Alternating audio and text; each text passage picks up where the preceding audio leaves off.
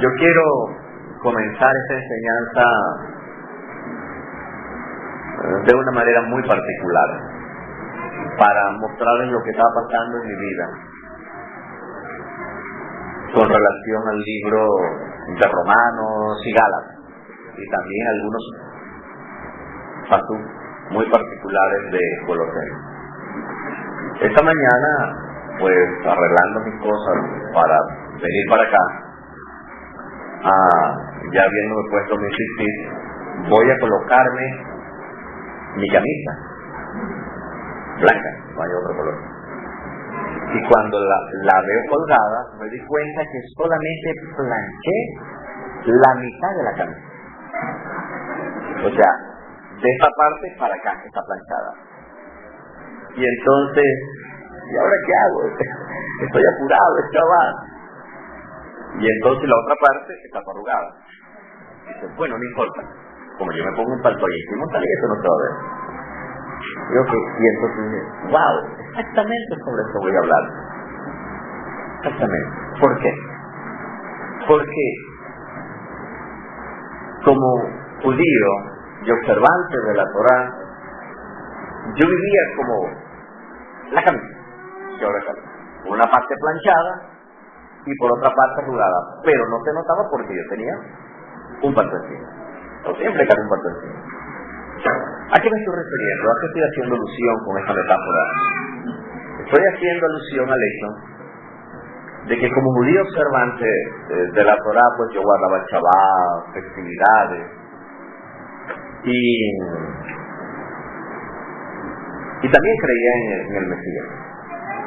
Esa era parte de la camisa planchada, el Baruch Hashem, el Sol de Ceder, todo está bien. Sin embargo, cuando yo vine a la fe del Mesías, me tocó leer libros como Romanos, Gálatas, Colosenses, y ahí se me arrugó la vida, porque hablaba que el fin de la ley es Cristo para justicia a todo aquel que cree, Romanos 10:4. Y en Gálatas 3:24 por allá decía, porque venido la fe, ya no estamos bajo ayo. Y Colosenses por allá dice que anuló con su muerte el acta de los decretos que nos era contraria. Santo cielo. Ok. Y entonces, ahora, yo no hallaba qué hacer. Estaba tremendamente preocupado porque había un conflicto, pues, entre las cosas que creía y las revelaciones que estaban en el Nuevo Testamento. Y así viví por un tiempo intentando, pues, compaginar lo que creí y practicaba con estos asuntos que estaban en el libro de Romanos. Sobre todo, especialmente, cuando dice, bueno, Hashem no ha desechado su pueblo por ahí. Por lo menos yo tenía esperanza, ¿no? Pero era muy difícil. Y una de las cosas que dificultaba mi comprensión de la revelación del Nuevo Testamento es que yo no tengo competencias en el griego y siempre he sido resistente o no he tenido voluntad para aprender griego. Poco a poco he ido venciendo estas cosas con la ayuda de algunos amigos y algunos diccionarios por allí, para ir compenetrándome en el griego del Nuevo Testamento que detrás lo que está en el hebreo.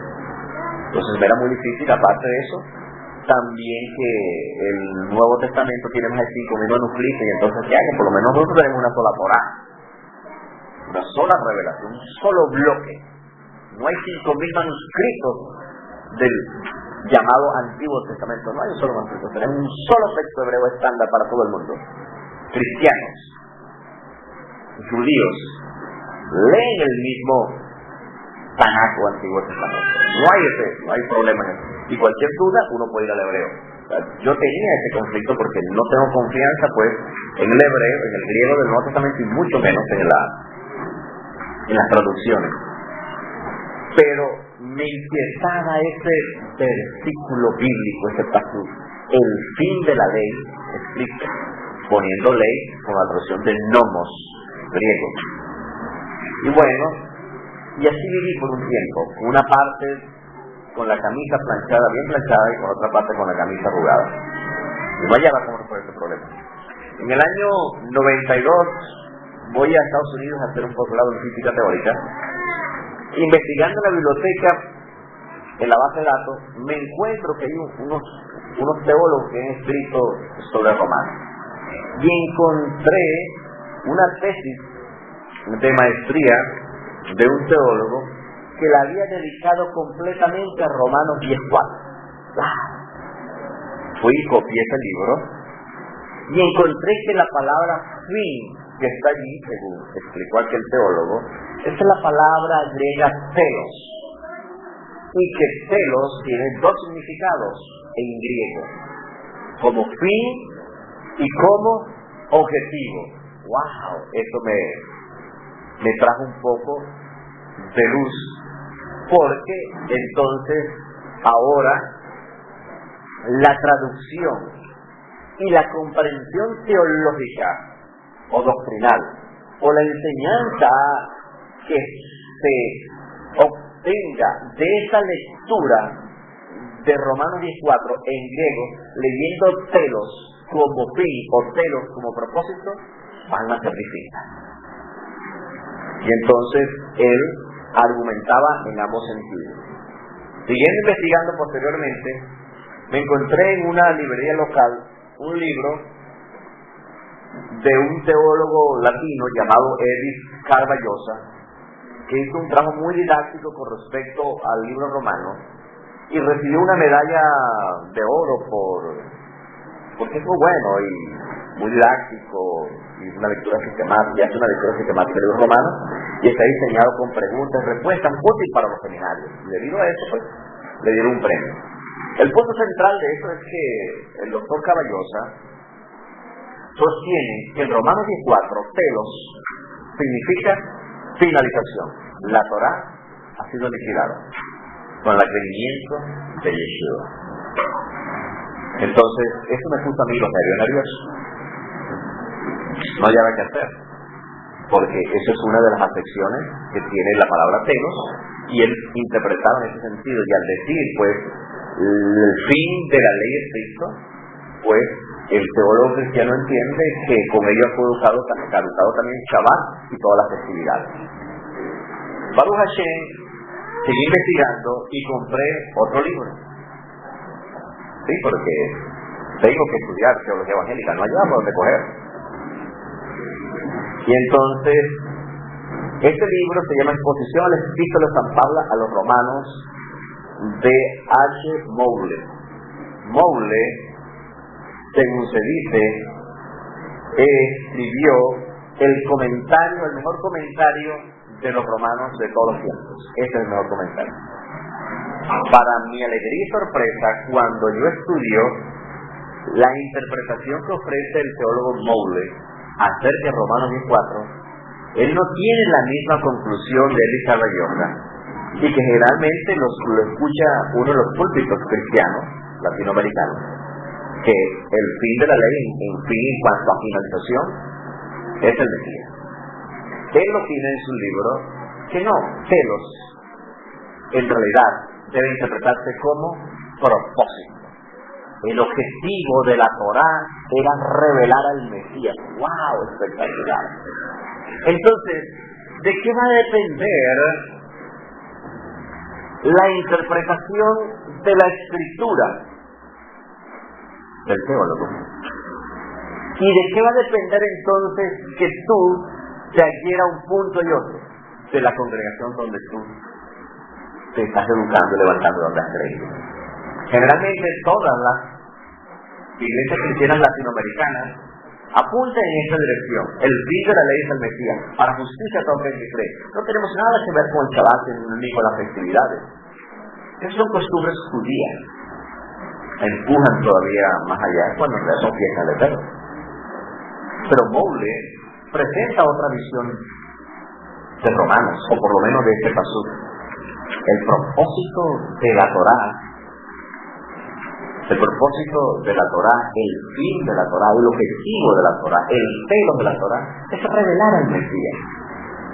Es decir, el pueblo de Israel le fueron dadas la Torá y todas las condiciones necesarias para que en su seno se revelara el Mesías.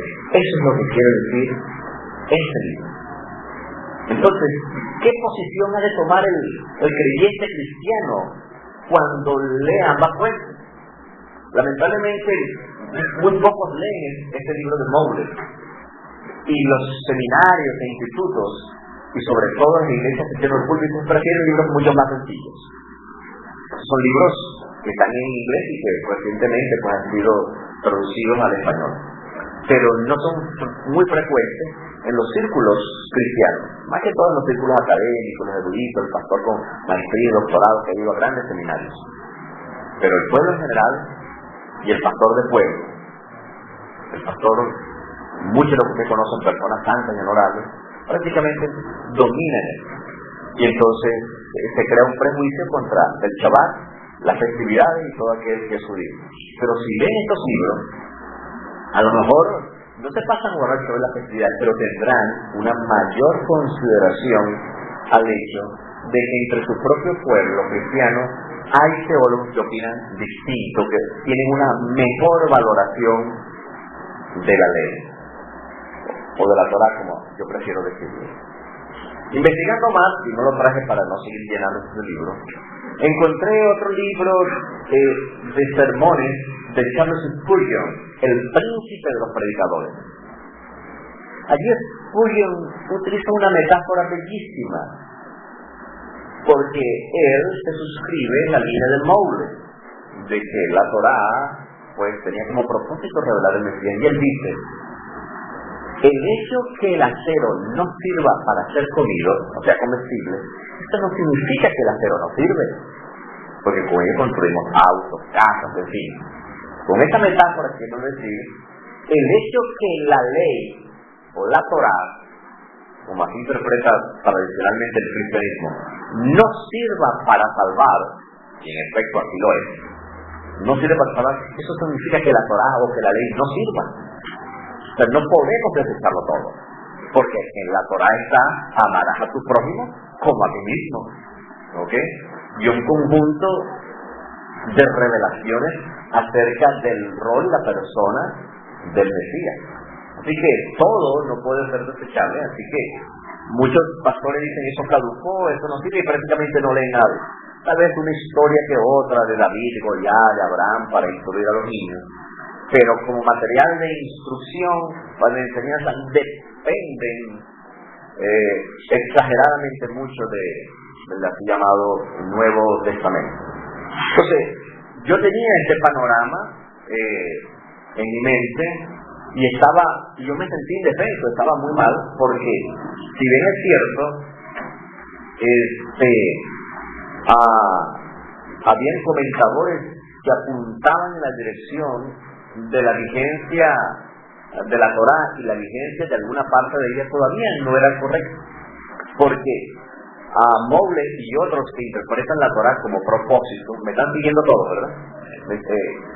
Interpretan la Torá como propósito, también se ven en la necesidad de hacer una división didáctica, ficticia, pero didáctica de la Torá, dividirla en ley moral y ley ceremonial. ¿Por qué?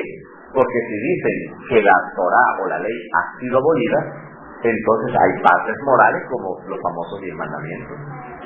No puede sobre la base de que el fin de la ley es el Mesías para justicia de todo aquel que cree, no puedes pasar por alto las demandas morales que están allí en los 10 mandamientos: no robar, no mentir, no fornicar, no cometer adulterio, honrar padre y madre. Eso no puede ser pasado por alto políticamente. Y estuvieron conscientes de detalle y dicen: no, la ley moral prevalece.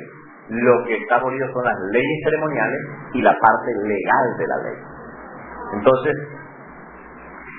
y eso intentaba crear un equilibrio entre lo que dice Rabbi Shaul, lo que se interpreta del telos griego, y lo que ellos ven que no puede ser derribado por una simple declaración. Está la Torá aniquilada sabiendo que contiene muchísima información acerca del Mesías e instrucciones morales como los mandamientos. Pero aún así no queda claro, al menos para mí, de que todavía podríamos seguir observando la Torá. No son parte de la Torá que fueron abolidas. Prácticamente lo que sobrevive son los 10 mandamientos. ¿Okay? Será un asunto muy difícil para mí intentar comprender el libro romano con literatura evangélica, con lentes greco-romanos. Está muy difícil para mí. Entonces, ¿por qué? Porque yo vivía entre dos mundos, entre el judaísmo ortodoxo, con el cual yo conocí y me eduqué, y aprendí el hebreo, y pude leer el Talmud, la Torá, los Midrashim, y el mundo cristiano que tenía el Nuevo Testamento. Yo no conocía el judaísmo mesiánico, no lo conocía, era ignorante de esas cosas. O sea, yo era un judío solo que creía en el Mesías, no sabía que existía ni siquiera la música mesiánica de Paul Wilbur y compañía. No lo hemos descubierto escuchando a Carlos. No sabía nada de eso, era ignorante. Y entonces descubro que existen judíos que creen en Yeshua, igual que yo, y que han escrito un libro. Baruch Hashem, en el año 2005, en uno de mis viajes, fue a visitar a Joseph Shulam, el más grande erudito judío creyente en Mashiach que vive hoy día en Jerusalén. Y tiene un ministerio, se llama Neteyah, el camino. Y él escribió 3 comentarios, uno al libro de los Hechos, uno al libro romano y otro al libro de los Gálatas. Y fue a su oficina a buscar esos libros. Baruch Hashem, nací de nuevo. Dije, por fin voy a salvar la patria. La salvar la patria porque no entiendo, yo tengo que leer esto con lentes judíos. Y yo no sabía que había judíos que habían comentado porque no conozco el griego. Y aunque pueda uno conocer el trasfondo judío, pues me falta maquinaria pesada para dominar estas cosas. Y bueno, Joseph Shulam escribió un libro de Romanos que ha sido una bendición para mi vida, y también el libro de Gálatas, y eso me lo he comido completamente. Y ahora, continuando con la metáfora, he podido planchar la camisa completamente. Ahora puedo vivir tranquilo, ¿no? Y entonces, en este trance nace Beth el Shaddai con amigos creyentes provenientes de diversas congregaciones cristianas.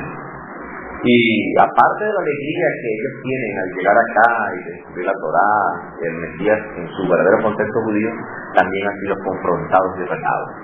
Porque todo el tiempo le están sacando, ustedes están bajo la ley, bajo la Torá, entonces empujan eso más y dicen, están bajo maldición, han caído de la gracia, son galatianos.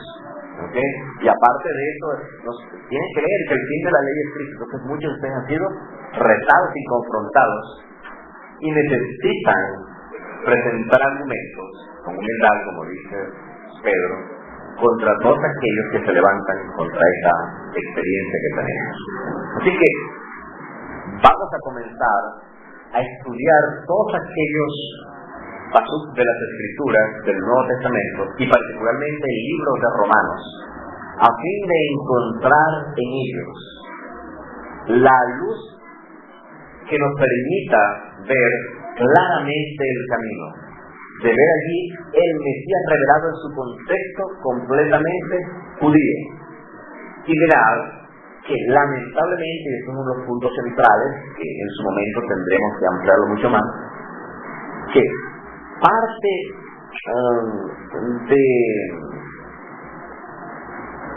de la comprensión que se tiene y de las conclusiones que se saca al leer libros como Romanos y Gálatas tiene que ver con el prejuicio contra el judío. Lamentablemente hay un prejuicio. Cuando tú estás prejuiciado contra alguien, es difícil establecer una sana relación. ¿Okay? En todo nivel, como esposa, como amigo, como hermano, muy difícil. Entonces, el creyente cristiano está prejuiciado contra el judaísmo. Desde que Irineo decretara por allá, en los principios, los finales del siglo II, que el cristianismo es la superación del judaísmo, que el Shabbat y las festividades eran costumbres judías, comenzó a levantarse toda una serie de ideologías que terminó no solo odiando a los judíos, sino persiguiéndolos y finalmente matándolos también. O sea, ¿cómo es posible que aquellos que creen en el Mesías, que vino para salvar al mundo, hayan usado las escrituras para perseguir a mi pueblo judío? Porque quienes persiguieron históricamente a los judíos no fueron musulmanes, ni fueron mis primos árabes, fueron los cristianos. Y de eso tendrán que arrepentirse. Históricamente, hasta el advenimiento de la Reforma, los judíos vivían en guetos encerrados en la ciudad. No les permitían ir a las universidades. Y a pesar de eso fuimos eruditos en Torah, dominando lenguas, dominando oficios. Nuestros hijos no podían ir a la universidad. Los hijos de nuestros ancestros no podían ir a la universidad. No podían tener tierra. Y por si fuera poco, cuando había un levantamiento antisemita, le confiscaban los bienes, le quitaban los hijos y los expulsaban. Y finalmente, en muchas ocasiones, se levantaron pobladas sencillamente para aniquilarlos. El clima de este desastre cristiano fue el Holocausto. ¿Qué fue Hitler? Sí, fue un instrumento de la cultura cristiana. Porque si evangélicos y católicos que allí estaban en la Alemania y en la Europa de aquel entonces hubieran levantado su voz de protesta, otro hubiese sido la historia. Sí, de seguro el odio antisemita de Hitler y sus lacayos hicieron aquel horrible holocausto, pero la cultura cristiana, con sus honrosas y muy pocas excepciones, permaneció en un silencio cómplice y fue tan culpable como Hitler porque no hizo absolutamente nada. Basta que usted vea las fotos del llamado gueto de Varsovia, los años 40, durante la Segunda Guerra Mundial, para que una foto de él te muestre que aquí estaba el pequeño gueto de Varsovia, donde estaban hacinados más de 450.000 judíos, y al lado había una iglesia luterana y una iglesia católica. ¿Dónde estaban los cristianos? Mientras los judíos sufrían acá, ellos estaban orando cada domingo al Señor. No puede ser. Con el advenimiento de la Reforma no hubo cambios, porque Lutero, con todas las cosas maravillosas que hizo, también viendo que el judío no aceptaba a Cristo como su salvador personal, dijo: hay que quemarles el Talmud y todas sus sinagogas, son unos necios, son unos tercos. No puede ser. Entonces, en la mente y en las venas de cada cristiano creció y se incubó el antisemitismo. Y por eso muchos de ustedes estaban prejuiciados, o ven que muchos de los pastores y hermanos donde ustedes estaban en las congregaciones anteriores están prejuiciados. Entonces, el prejuicio no ayudó cuando leyeron las revelaciones del Nuevo Testamento, y por si fuera poco, lo leyeron en griego y con mentalidad griega. Es decir, tres factores que condicionaron la interpretación de las escrituras del libro de Romanos y Gálatas. Y con respecto a Gálatas, me permite un breve paréntesis, lo llaman la Carta de la Libertad Cristiana, porque ahí se le dio un finiquito a la Torah. Lo mismo pasa con el Concilio de Jerusalén. Cuando se examina el Concilio de Jerusalén con lentes grecolatinos y un prejuicio hacia el judaísmo, la conclusión es esta: la resolución del Concilio de Jerusalén es la liquidación del judaísmo. El gentil no tiene nada que ver con el Antiguo Testamento y con las costumbres judías. Así que todo ese panorama estuvo ante mis ojos, ante mi mente, y la tienen ustedes también cuando llegan aquí a la congregación judía mesiánica que tenemos. Entonces, ¿qué podemos hacer?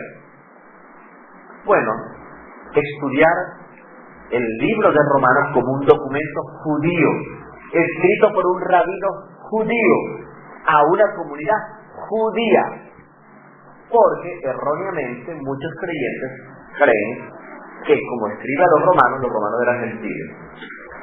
Y generalmente yo cuando doy a estudiar Romanos no empiezo por el primer capítulo, sino por el último, por la despedida. Porque allí habla, por ejemplo, saludar a Andrónico y a Junia, mis parientes, eran judíos, y compañeros de prisión, quienes son bien conocidos entre los apóstoles, quienes también han sido antes que yo en el Mesías. Esta era una comunidad mixta de judíos y gentiles, no eran gentiles, aunque dicen son el libro romano. Lo que pasa es que en Roma esta comunidad fue fundada por Epafras, ¿ok? Y allí estaban judíos que habían creído en el Mesías y eran romanos. Habían judíos que venían de otra parte, como los parientes de Rabí Shaul, y habían romanos y gentiles de otras naciones. Entonces los romanos que estaban allí eran judíos, ya sea que habían nacido en Roma o habían nacido acá en la tierra de Judea. Pero era una comunidad, desde el punto de vista religioso, por así decirlo, mixta, judíos y gentiles, y todos estaban adorando bajo la fe judía de los creyentes en Yeshua. Aquí estamos hablando del primer siglo. Aquí no hay gente que esté guardando el domingo, ni un culto dominical. Todo historiador honesto y serio debe reconocer, y está en los libros de historia, porque la historia no es judía, que el domingo es una invención posterior con Constantino. El grupo de creyentes que estaban aquí guardaban el Shabbat y las festividades. Y le hacen creer que este era un grupo de gentiles a los cuales el Rabí Shaul los tiene como destinatarios. Los destinatarios de la epístola a los romanos es un grupo de judíos y de gentiles, ambos creyentes en Yeshua, viviendo la fe del Mesías en un contexto plenamente judío. Libro de Romanos fue escrito más o menos entre el año 57 y 58.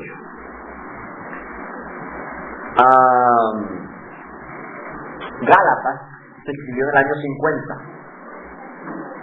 Pero el Concilio de Jerusalén, que es el que destapa todas estas controversias y las intenta solucionar, ocurrió en el año 49.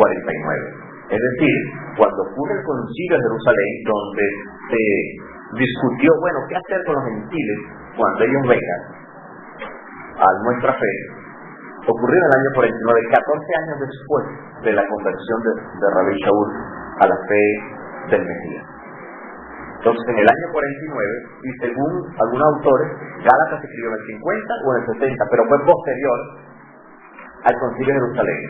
Romanos también fue posterior al Concilio de Jerusalén, como 10 años más, en el 57 o el 58. Y Lucas, quien escribe el libro de los Hechos, lo escribió en el año 62. Es decir, que entre el año 49 y el año 62, donde es consignado por escrito toda la historia del libro de los Hechos, todo era tradición oral. Los desorantes, y contaban cómo habían pasado las cosas. Así que ese es el panorama a grandes rasgos del libro de Romanos que queremos estudiar. Y el preludio va a ser largo, el preludio me va a llevar varias conferencias, porque esto no es siquiera la introducción a Romanos, esto es el preludio a Romanos. Después viene la introducción a Romanos y luego estudiaremos Romanos. ¿Okay? ¿Por qué? Es muy rico de todo esto.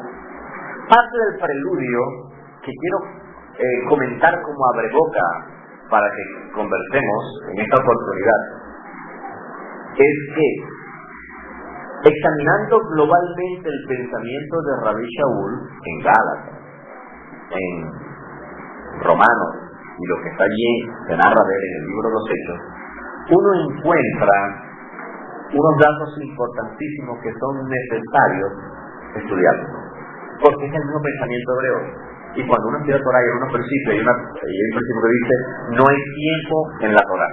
O sea, no importa que Gálatas y Romanos se hayan escrito después del Concilio de Jerusalén, la unidad de la Ruach HaKodesh al dirigir a los discípulos de Yeshua se puede ver en el pensamiento que está en Hechos de los Apóstoles y que está en Gálatas y que está en Romanos y que es una sola unidad. ¿Qué podemos ver allí? Miren, lo primero que podemos ver allí es qué le pasó a los gentiles cuando creyeron en la fe del Mesías. Y eso fue lo que se trató en el Concilio de Jerusalén. ¿Qué hacer con ellos? ¿Cómo vienen a la fe? ¿Van a guardar Shabbat o no van a guardar Shabbat? Y segundo, trasladándonos el tiempo, bueno, toda la gente que cree en el Mesías y es gentil puede venir a la fe donde están un grupo de judíos que han creído en el Mesías y guardan Shabbat, y comen kashrut, y guardan las festividades. El problema es el mismo, no ha cambiado, si se dan cuenta. ¿Ok? ¿Se dan cuenta? Es decir, tenemos la fe judía por una parte y tenemos los creyentes gentiles que vienen, ya sea que vinieron en aquel tiempo y que vienen hoy día. Y aquellos tenían un problema. El problema de aquellos que eran confrontados por los judíos, que decían, si el gentil no se circuncida, no puede ser salvo. ¿Se acuerdan? En cambio acá, el gentil que viene ahora a la fe judío-mesiánica, donde están judíos, al estilo Rabbi Shaul, Kefas, las circunstancias pertinentes, entonces no es confrontado por el judío. El judío no le importa siquiera para dónde va usted, ¿ok? Pero es confrontado por quién? Por el cristiano. Entonces fíjense, acá eran llamados los judaizantes, aquellos judíos que promocionaban la circuncisión entre los gentiles que habían creído en Yeshua. Y acá, ¿ok?, los gentiles que ahora vienen a la fe judía, donde están creyentes en judíos, en Yeshua, entonces a ellos no se les llama judaizantes, nos llaman judaizantes a nosotros, ¿ok? Lo estamos judaizando. No han entendido ni siquiera lo que dice el Romano y no han entendido el contexto histórico de los judaizantes. Aquellos estaban pidiendo la circuncisión.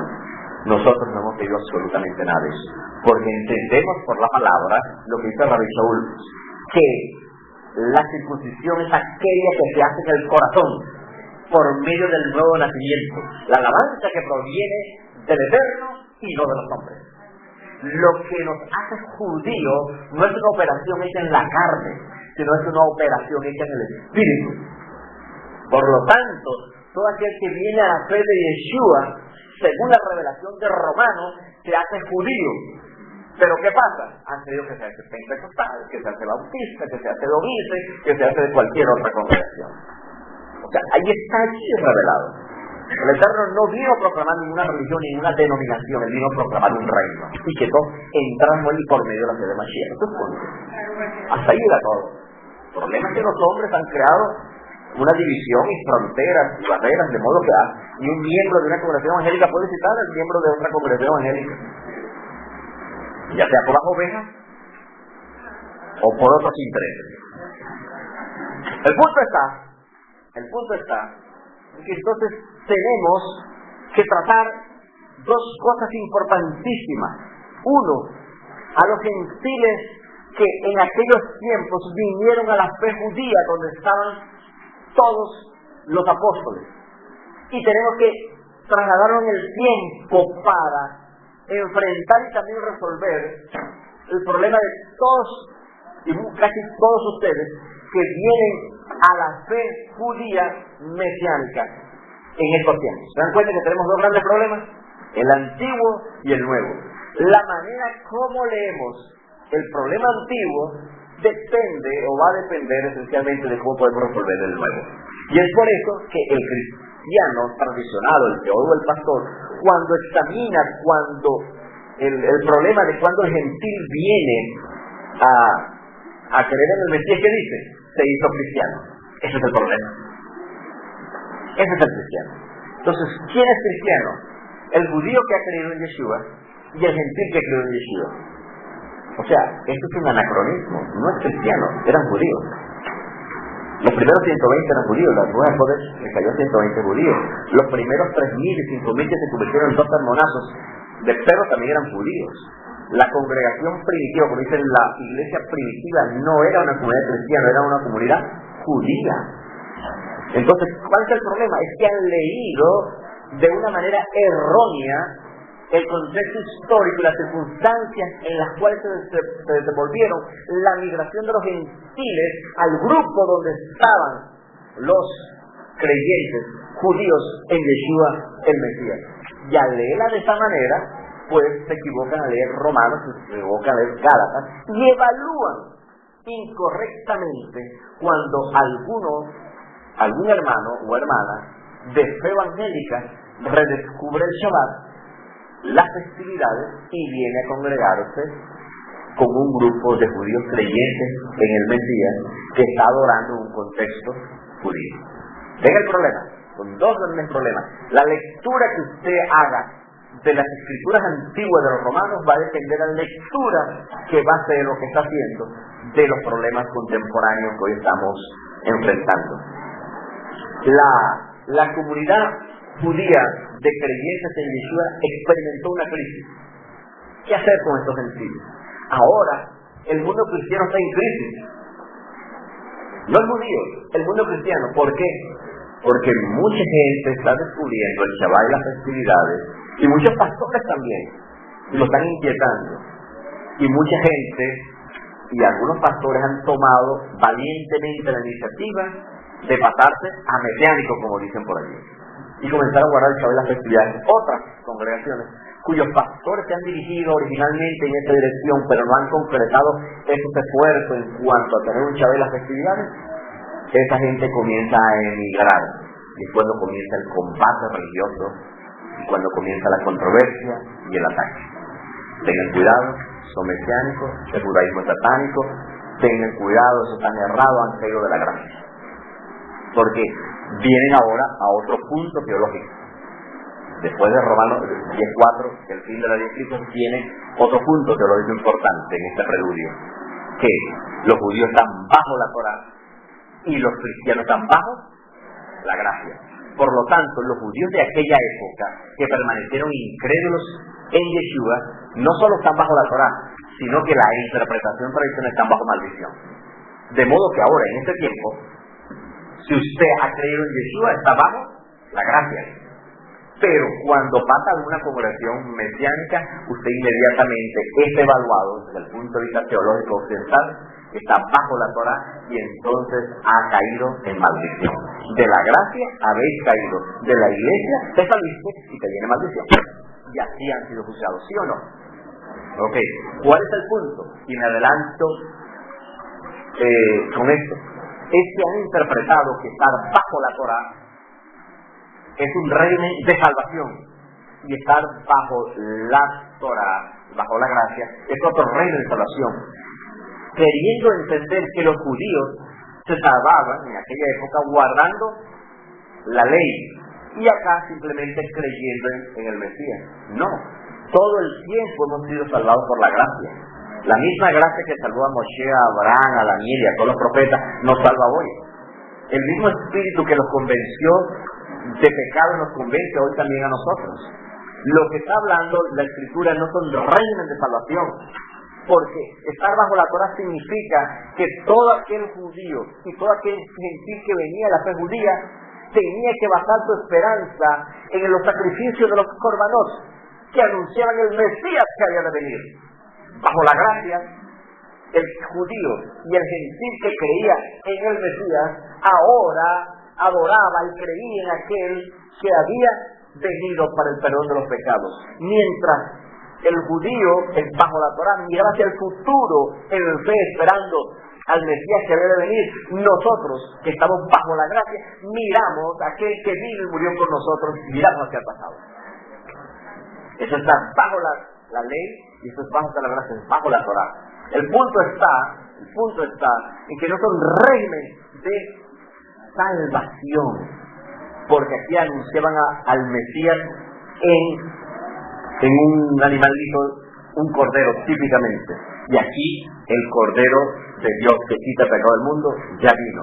Entonces es un régimen de revelación distinto a este, es superior, porque ya el Mesías, la realidad, se hizo presente, pero eso no significa que el Shabbat y las festividades hayan sido liquidadas con la revelación del Mesías, que es lo que ellos quieren generalmente implicar por una lectura prejuiciada y con lentes grecolatinos de la Torá y particularmente el libro de Romanos y Gálatas. ¿Me estoy haciendo entender hasta ahora?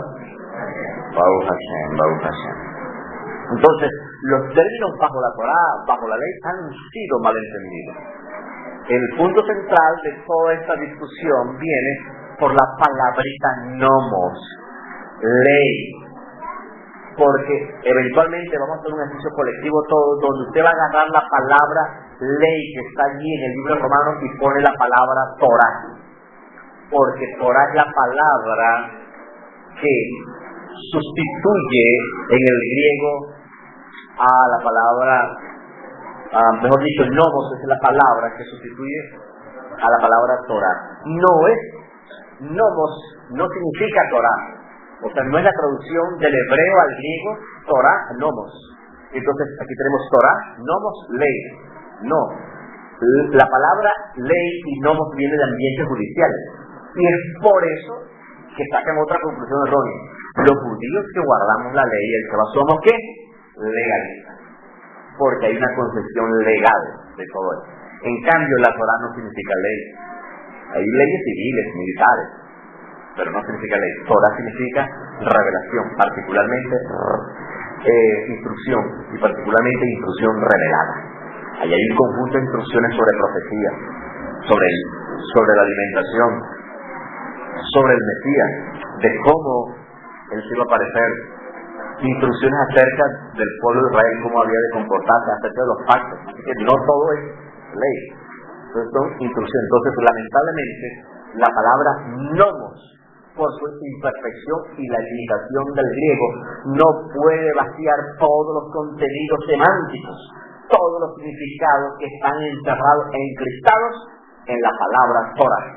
Y se perdió un mundo de información. Entonces imagínense, del griego, del hebreo al griego, del griego al latín y del latín al español, en esa metamorfosis se crea todo un espectro de doctrinas y creencias que dan al traste con la fe judía y diciéndole que está sido superado. Lamentablemente ha sido así. Como parte de este preludio, quiero también mencionar lo siguiente. Hay 4 cosas fundamentales que nosotros, aparte de todas estas cosas que estamos ahora conversando, que tenemos que estudiar como preludio al libro romano. Uno, el concilio de Jerusalén. Vamos a estudiar todo junto el concilio de Jerusalén, las razones que les motivaron, las discusiones que se hicieron, las conclusiones a que se llegaron y la carta que se dirigió a los gentiles. Tenemos que estudiar esos 4 puntos importantísimos. Y cuando uno la estudie, uno se va a dar cuenta que las conclusiones que allí se sacaron fueron en conformidad con la Torá. Que ellos dicen que justamente se anula con esta decisión del concilio de Jerusalén. Y lo otro que vamos a estudiar son 3 espectaculares midrashim que Rav Shaul hace a fin de explicar el estatus que tiene el gentil antes del Mesías y el cambio de estatus que se opera cuando era venido la fe del Mesías. Para dar un resumen sencillo. El gentil, ¿dónde estaba? En el mundo, en la idolatría, perdido en el pecado. ¿Sí o no? ¿Ok? Y aparte de eso, no solo perdido en el pecado, como dice Efesios, muertos en delitos y pecados. ¿Ok? Ahora, cuando cree en el Mesías, ocurre un cambio en su vida, no solo espiritual, ¿ok? Que no es el punto que estamos discutiendo. Por supuesto, hay un cambio, arrepentimiento, Baruch Hashem, empieza una nueva vida.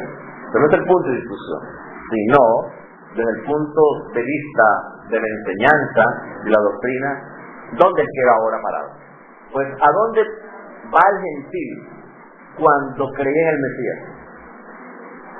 Tenía que ir donde estaban los apóstoles judíos, a recibir enseñanza de Torah, porque para aquella época, con todo respeto, no se había escrito el Nuevo Testamento.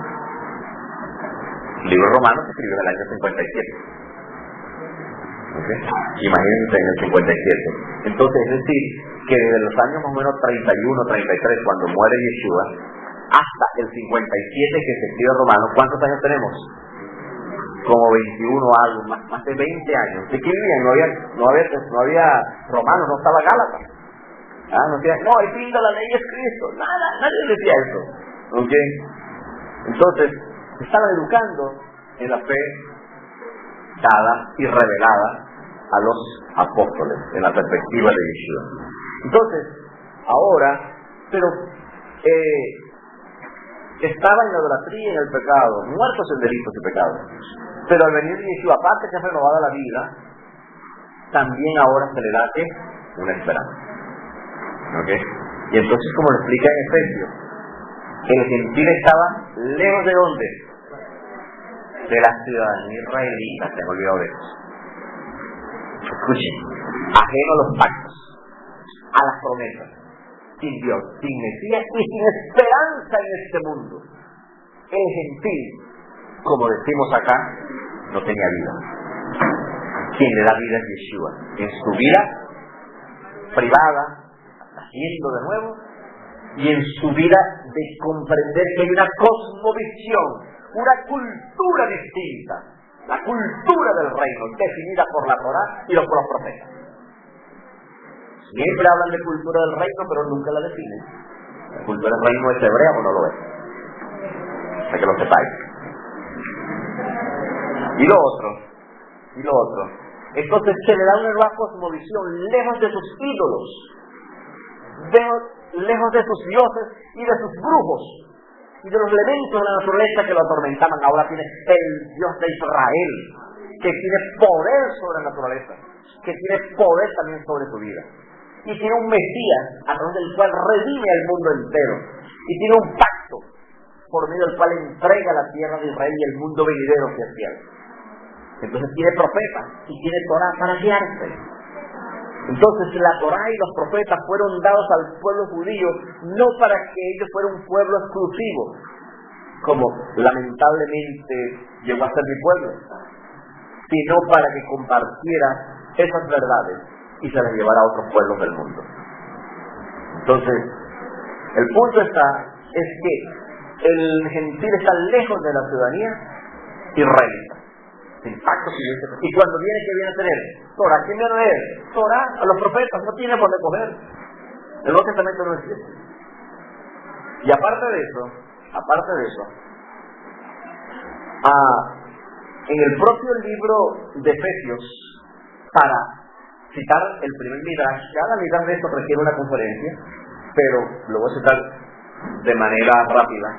El primer midrash, que está ahí insertado en Efesios 2:14, que dice que a los que estaban lejos y a los que estaban cerca de ellos hizo ¿qué? Un solo pueblo, haciendo la paz entre ellos. ¿Ok? ¿Qué se refiere esto de los que estaban lejos y los que estaban cerca? Es un midrash de Isaías 57:19. Isaías 57:19 está hablando el profeta Isaías a los pueblos hebreos de la dispersión, judíos que ya no estaban en Israel, y a los que estaban cerca, a los que estaban en Judea. Y el Señor le promete que a los que están lejos y a los que están cerca para él y formar un solo pueblo, es decir, una promesa de reunificación de los judíos lejos y de los judíos que estaban cerca. Rabí Shaul toma esa enseñanza que a nivel peca significa la reunificación de Israel y lo lleva a nivel remes. Eso es así como ver las escrituras, pero el trasfondo tiene autoridad y por eso le creo. Y lo utiliza a nivel rey y dice, esto es una enseñanza para estos tiempos. Los que están lejos son los gentiles. Y es por eso que dice, están lejos sin Dios, sin pacto, sin corazón, sin esperanza. Están bien lejos, de verdad que sí. Lejos de la salvación, completamente perdidos. Entonces, en ese midrash que utilizó los lejos y los cerca del pueblo judío para la reunificación, dice, ahora viene otra reunificación. Que es el segundo sentido que tiene la escritura en Isaías 57:19 y que ahora lo revela en ese midrash que está haciendo. Los gentiles que están lejos ahora son hechos cercanos a los judíos que ya estábamos por medio de la fe en el Mesías. Porque si el gentil, disculpa, no cree en el Mesías, no puede acercarse a los judíos, ¿sí o no? Esto es lo que está planteando. ¿Quién era lo que estaba cerca? Los judíos. ¿Quién es lo que estaban lejos? Los gentiles. Es decir, es el Mesías que trae a los gentiles cerca de quién? De los judíos creyentes en Yeshua. Hoy creen que es al revés, que nosotros lo estamos sacando. Sorprendentemente. ¿Ok? Entonces, y que de ambos pueblos hizo uno. ¿Ok? Eliminando la enemistad. Esto voy a hablar después. ¿Por qué se creó una enemistad? Por el orgullo judío y el pecado, pues creó una enemistad entre unos y otros. El prejuicio no ayudó. Pero ahora, en el Mesías, judíos que ya estaban cerca, o sea, cuando dice que estaban cerca, porque ya conocían la Torá, las festividades, Shabbat, se habían hecho ahora cercanos. ¿A quién? A los gentiles que ahora venían a la fe y conocer de Torá. Bueno, aquí están, guarden Shabbat, lean de la Torá y de los profetas. Ese es el primer midrash. El segundo midrash es el del árbol del olivo. Fácil, más fácil todavía. Los gentiles han visto en un olivo silvestre, puro monte, más, para hacerlo más claro. Los arrabales por allá. Por Baruch Hashem, y lamentablemente eso fue parte del orgullo, el olivo silvestre. Dotado maravillosamente de Torá, profetas, pactos, promesas, el olivo natural. Dotado maravillosamente de pactos, promesas, profetas, Mashiach, todo lo tenía. ¿Ok? Le pasó a los judíos como el banco de comercio, lo tenía todo y terminó quebrado. ¿Ok? Entonces, lo tenían todo acá. ¿Ok? El gentil no tiene nada de eso. Nada de eso. Entonces, en la metáfora, en este midrash, ¿qué dice Rabbi Shaul? Miren, lo que está pasando es esto. El gentil es puro monte, ídolos.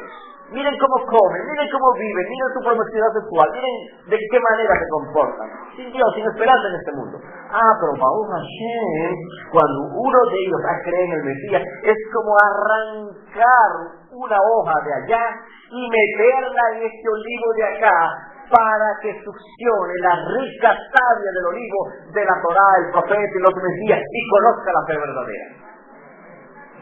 Eso estuvo ahí todo el tiempo en el libro Romanos, hermano. Todo el tiempo estuvo allí y nunca lo vieron. O mejor dicho, no pudieron verlo. Yo les doy el beneficio de la duda, no pudieron. Por el prejuicio contra nuestro pueblo judío y por una lectura greco-romana o greco-latina, católica, con todo respeto, de las escrituras. El otro midrash, porque este es muy facilito, es el midrash que aparece, ¿dónde aparece? En Colosenses. Cuando él, se recuerda que hay un pasú que dice que con su muerte el Mesías, en Colosenses 2:14 al 16, anuló el acta de los decretos que nos era contrario. ¿Ok? Clavándola en la cruz. Con eso entiende el pueblo cristiano, la ley está clavada en la cruz y con clavos bien fuertes para que no la saquen de ahí. Entonces nos ven a nosotros como si nos estuviéramos subiendo a la cruz para sacar esos clavos, metafóricamente hablando. ¿En serio que sí? Por lo menos. Bueno, el punto es que resulta ser que Baruch Hashem inventaron la Biblia textual. Y en la nota de pie de página de allí, de Colosenses a 2:14, hay una nota interesantísima cuando dice: anulando el acta de los decretos que había contra nosotros, que nos era contraria, quitándola, clavándolo en la cruz. Listo, no hay Torah. Pero cuando uno lee la nota 2:14, dice documento de deuda, literalmente. No es acta de los decretos, como dice en la famosísima y muy querida Reina Valera. No es acta de los decretos, no se refiere a la Torah, se está refiriendo a un documento de deuda. ¿Qué es esto? ¿Por qué no colocan esto? Él está usando un midrash. de Levítico capítulo 25, del perdón de las deudas, y del Deuteronomio 15. Es cuando viene el año del jubileo, del año del Shemitah y del año del jubileo, cuando alguien ha contraído una deuda, se hacía un documento. Bueno, tú me debes tanto y cuando llegue, espero que llegue antes del año del Shemitah y tú me pagas. Si no, la ley me obliga a que debo condonarte la deuda. Igual, si la deuda era muy grande y no podía saldarla en ninguno de los años sabáticos, le daban la oportunidad, muchos sabáticos después, pero definitivamente en el año jubileo la deuda quedaba saldada automáticamente. ¿Qué es lo que está haciendo acá? Está mostrándole a los colosenses un contexto completamente judío, así que ellos debieron haber estudiado Torah, que el perdón de los pecados que recibieron era similar a la condonación de la deuda que recibían en el año del jubileo. Perdón absoluto. Eso, el acta, el documento de deuda que había contra ti. ¿Cuál era el documento de deuda que había contra ti? Tus pecados, tus delitos, tus errores que cometiste, tu idolatría, tu promiscuidad sexual. Ese está contra ti. Pero Yeshua pagó ese precio. Ese es el milagro que está haciendo, tomando como metáfora el año de la liberación, el año de la gracia que se daba en el año jubileo cuando se liberaban los esclavos, se condonaban las deudas y la gente volvía a sus tierras que habían vendido por causa de la pobreza. Está hablando de perdón absoluto de pecados. En esos tres midrashim, él está citando las escrituras hebreas para demostrar que el cambio de estatus del judío, del gentil, de un estado sin perdón, perdido, ahora tiene el perdón de los pecados. Lejos, según Efesios, el Midrash 57-19, y ahora cerca por el Mesías.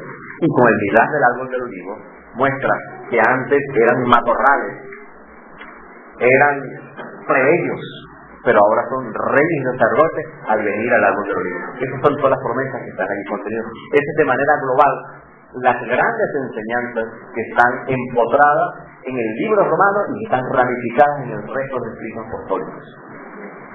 Mientras nos preparamos para seguir estudiando en el futuro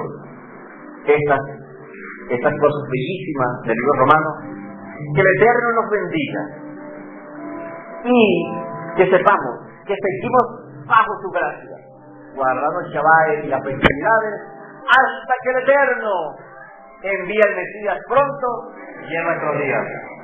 Amén.